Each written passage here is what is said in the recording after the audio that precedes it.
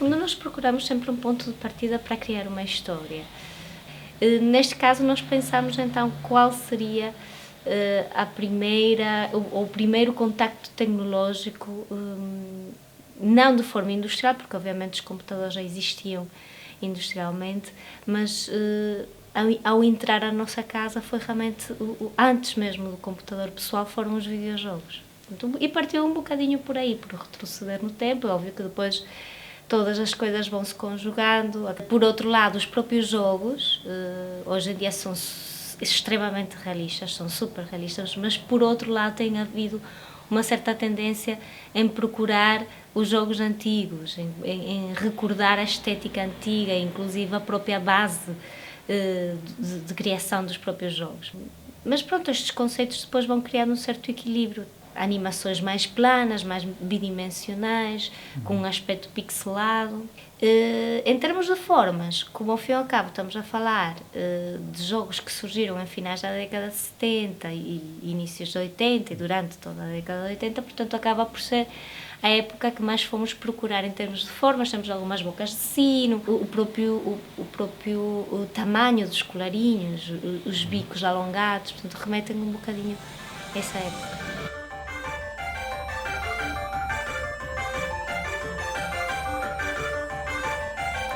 Bom, pensamos que, apesar de, no fundo, estarmos a falar de jogos que realmente na altura eram muito bidimensionais e muito planos, mas nós queríamos trazer esta ideia de quadrado e de pixel um bocadinho para fora do ecrã.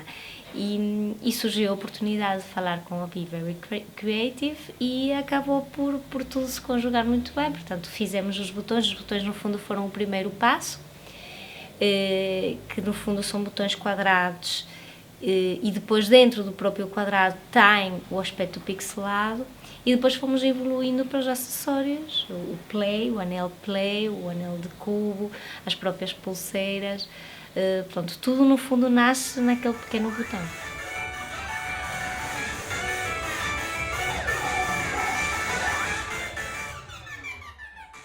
Eu sou franca, já há muito tempo que sou de certa forma apaixonada pelas impressoras 3D, porque é um universo novo, eu penso que ainda está por explorar, acho que ainda se pode explorar de muitas formas, e acaba por trazer uma mais-valia, porque é sempre muito difícil passar essa ideia. Na verdade, nós pensamos já com estas dimensões todas, e muitas vezes quem está do lado de lá e quem nos ajuda a concretizar não consegue perceber a ideia a 100%.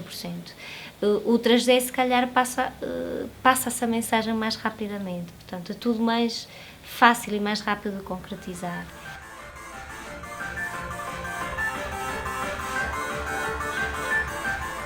Sim, sem dúvida, sem dúvida.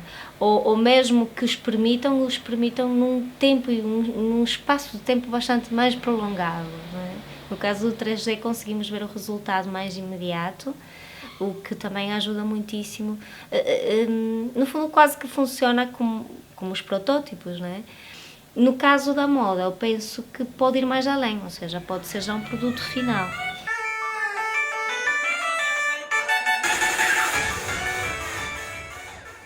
Sim, sem dúvida, até porque todos nós temos uma forma de interpretação bem diferente.